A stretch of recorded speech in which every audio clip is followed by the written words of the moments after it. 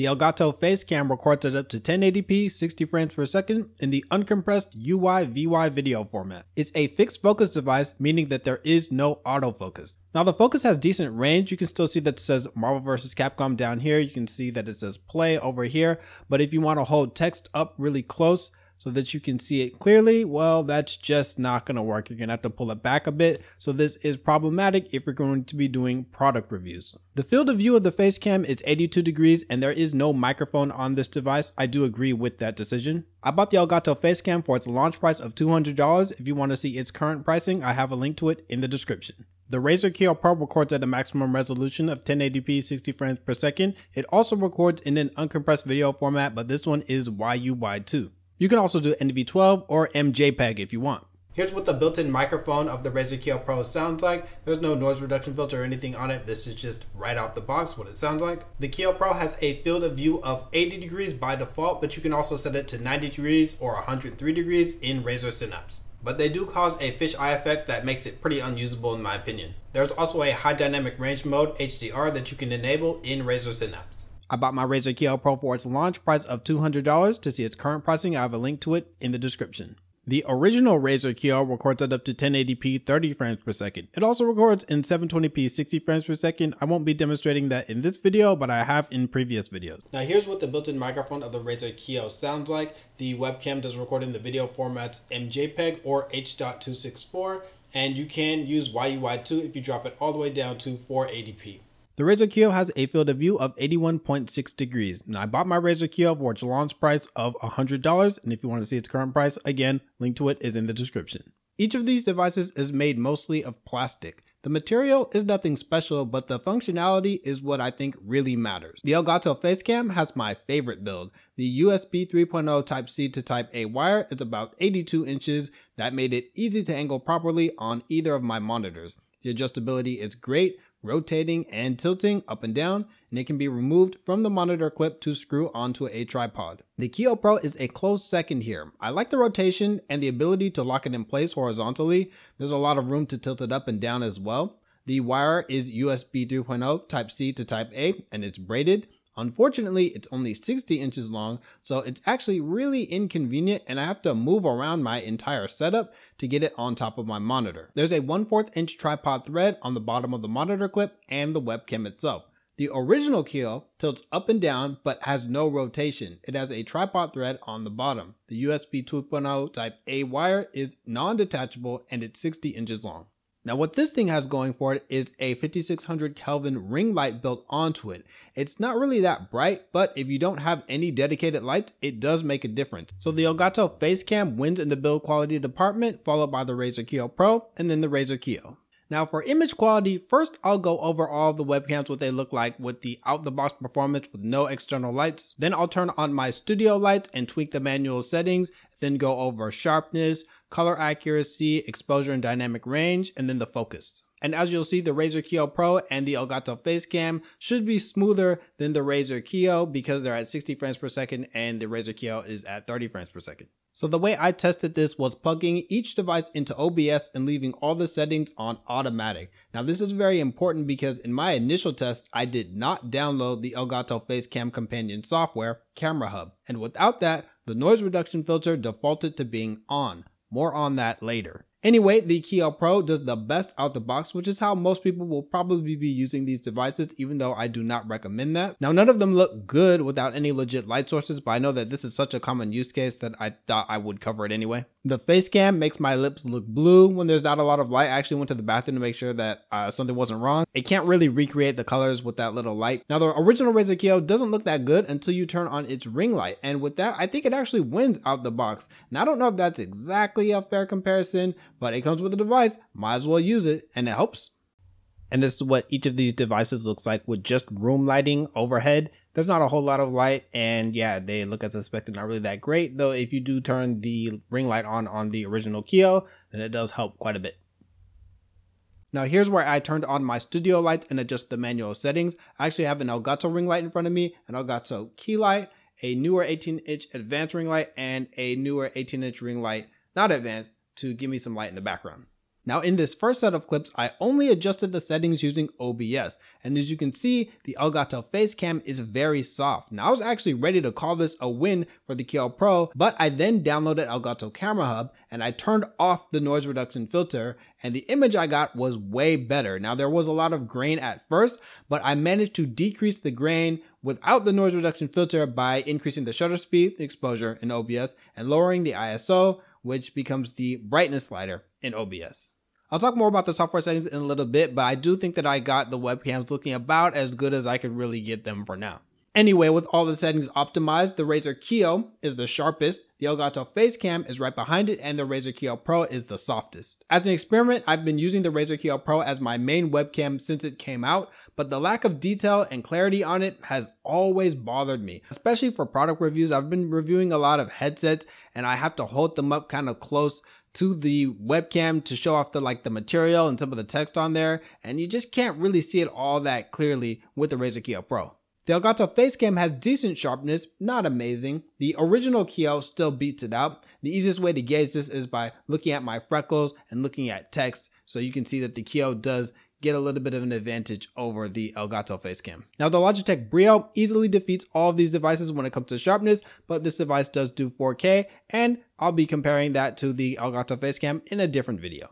Color accuracy goes to the Razer Kiyo Pro easily. So let me break down the problem with the colors of the other two first. So the Kiyo is obviously Razer's older device, so I won't harp on it too much, but the colors on this thing are either too blue or too yellow, no matter how you adjust the white balance. The same thing actually goes for the Elgato Facecam. However, both of them get a bit closer to reality when you use auto white balance. That's because for some reason, most webcams' auto white balance settings give them access to colors that you simply cannot ever replicate with the white balance slider. On auto white balance, the Kiyo can actually look quite good, but you'll have to trust the webcam to adjust properly, and you'll be stuck with your colors changing with no control over them whenever the sun moves.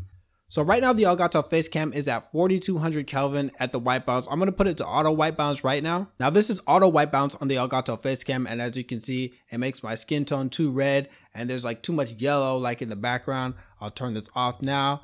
And it's back to, this is at 4200 Kelvin, and I'll demonstrate, if I move it, that's 41, 42, 43, I'm going up right now, and I can never quite get it white, there's no, it's either going to be just too yellow over here, or it's going to be too blue. There's no real way to get it right where I want it, so I'll leave it at 43, but this is what it looks like if I did automatic. So I'll just leave it at 43 right now so it doesn't change too much when the sun goes up or down. And I have the Razer Kiyo on auto white balance right now, which I think does a pretty good job. If I take the auto white balance off though, then we end up with the same exact problem with it either being too blue or too yellow. But the auto white balance doesn't actually add too much extra red like the Elgato Facecam does. Now the Razer Kiyo Pro's manual settings let you get pretty close to what you can get with auto white balance. So right now I have it at 4900, but if I put it to auto, it changes, but not nearly as drastically as the Kiyo and the Elgato Facecam do. Now I'll change it back again. This is going to be 4900. Yeah, this is, that was auto white balance, and this is back to, this is 4900. So you don't see a major difference. This is auto. There is a little bit more yellow in the background, and it is more blue here, but it's not as drastic as the other two devices. You can get pretty close to what you can get if you're using the manual settings. Now, whether I put the Kiyo Pro on automatic or manual, the skin tones are almost perfect on this thing. The wall behind me is the most accurate on the Razer Kiyo Pro, and honestly, this thing just has the best colors of any webcam that I've used so far. Now let's get into exposure and dynamic range. So I'm talking about how well each device can properly display the brightest and darkest parts of an image without the brights getting way too overexposed or the darks being too black. If you're looking right now on the Razer Kiyo, my shirt, it's really dark. My hat is really dark, and that's cool because they're supposed to be black, but they are more faded than they actually appear on the Razer Kiyo. So the original Kiyo does the worst. It can't handle bright sunlight very well, and the contrast is pretty extreme. If you try to lower it, the colors just don't look good at all. But between the Facecam and Kiyo Pro, I think that's more subjective. Now I tried to adjust the exposure and gain to where the white of my hat doesn't blow out too hard, but the rest of the image isn't too dark. The Kiyo Pro does a good job, but there's too much contrast for my taste. The darks are really dark, so if you want to brighten them up, you'll have to increase the exposure or gain, which starts to overexpose my face really easily, and I had this problem in some of my older videos. Now, just like the original Kiyo, decreasing the contrast slider negatively impacts the colors, making them just seem gray and washed out. Now, the Elgato Facecam's contrast controls are legit, so you can make the darks not quite as black and then increase the ISO a bit so your overall image can be brighter than the Kiyo Pro without risking too much overexposure of whites. So for exposure and dynamic range, I give the edge to the Elgato Facecam, and then the Razer Kiyo Pro, and then last is the Razer Kiyo. But before I move on, I do need to mention the HDR effect that is available in Razer Synapse that you can apply to the Razer Kiyo Pro. The HDR effect decreases the frame rate of the Kiyo Pro to 30 frames per second, and what it does is it stitches every other frame together, one with high exposure and one with low exposure. Now this is mainly for setups where you're being lit from the back, which is actually really common, unfortunately, for beginner streamers and for people on Zoom calls, but this evens out the lighting a bit. I've gone more in depth on this in previous videos, but I try not to use this effect. The sharpness goes down, and if your brightness, gain, and exposure settings aren't on point, or if you don't have those all set to auto, then you can end up with varying amounts of artifacting.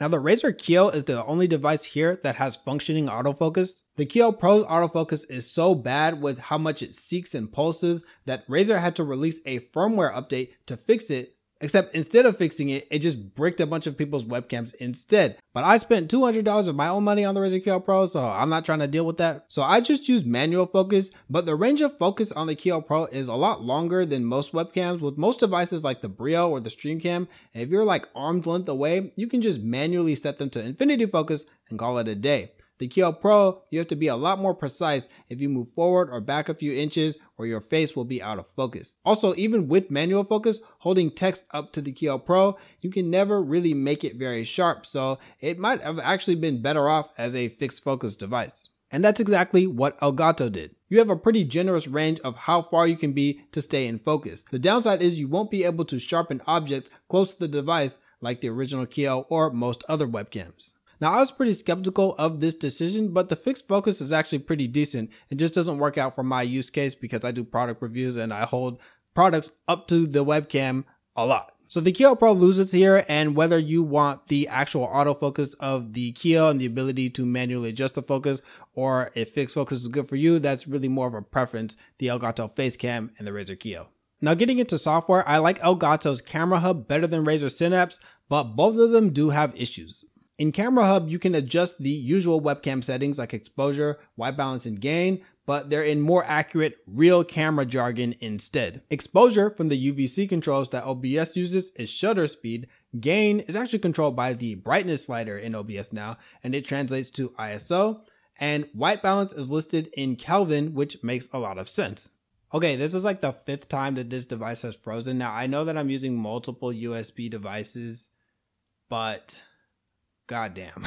The only thing that you cannot change in OBS, which makes Camera Hub absolutely essential, is the noise reduction filter. On my device without Camera Hub, this was defaulted to on with no way to turn it off. I know that when I first installed the device, it showed that it was off, but you can tell by the footage when I first recorded with just the OBS settings that it was a really soft image, and that looks exactly how it looks when you have the noise reduction filter on. So if for no other reason, I download Camera Hub just to make sure that this is off.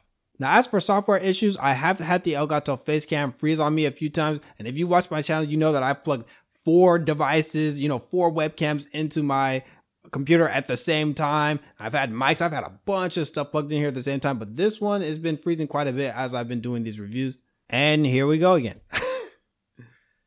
Also, in theory, you should be able to save your webcam settings that you change in the Camera Hub to the Elgato Facecam, but that didn't work out for me, so maybe it's a cool feature, but as of right now, I haven't really been able to utilize it. Another issue is if you have the ISO set too high, or if you have it on automatic settings and it's too dark, so it automatically boosts the ISO really high, it causes so much grain that it will actually cause encoding errors in OBS. So either the webcam will freeze or OBS, like just your entire video will freeze. This did not happen to me when the noise reduction filter was on, however.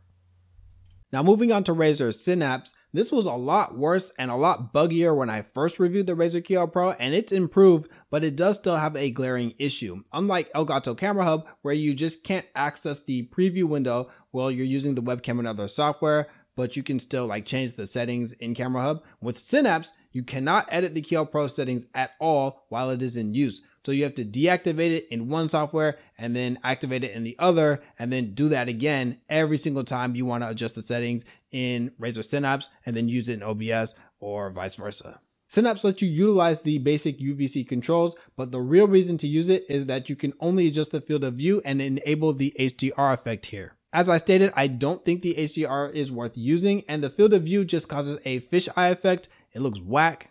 I learned through trial and error, with or without Synapse, some of the settings of the webcam do save to your device. So all the settings that you can control in OBS, like the focus and exposure and all that kind of stuff, it will save to the device. And when you plug it in, if you take it out of this computer and you plug it into a laptop or any other computer that doesn't even have Razer Synapse, it will actually default to those settings that you already adjusted in OBS. That's really cool, but the Razer Synapse specific settings like HDR and the different field of view changes, the 90 degree and 103 degree that you can change in Razer Synapse specifically, those do not save. So if you unplug it and plug it back in, unless Razer Synapse is actually open to enforce those, then it will go back to 80 degrees, which is the default, and the HDR will be off. Same if you take it out and you put it in another computer that doesn't have Synapse, then all those settings like the exposure and the white balance will stay the same, but the field of view will go back down to 80 and the HDR effect will go off.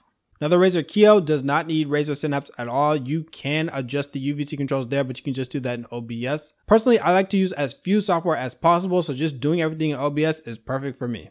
And now for my verdict. The results of these tests were very different than I expected, especially considering how much Elgato hyped up their webcam. They were making it seem like it was going to be the best webcam ever, but there was another company that made some pretty bold claims like that as well. Now, I can't say that one of these devices is straight up better than the others in every category. Now, the original Razer Kiyo from 2017 actually went in the sharpness department, which still blows my mind. The Facecam and the Kiyo Pro came out in 2021. What is going on? And the Razer Kiyo Pro definitely has the best colors. The Elgato Facecam is the newest of these three devices, but I just don't think that it really stands out in any department. It's just pretty good at a lot of things. Pretty good sharpness, pretty good color accuracy, pretty good field of view. It's actually about the same as these others, but the dynamic range is actually quite nice. I like that. So if you're fine with spending $200 on a pretty good webcam, then the Elgato Facecam is for you. Personally, when I want the most accurate colors, I go for the Razer Kiyo Pro, but if I really want that sharpness and 4K, then I go for the Logitech Brio. I still recommend the Logitech Brio. This is my favorite webcam, and I will be comparing it to the Elgato Facecam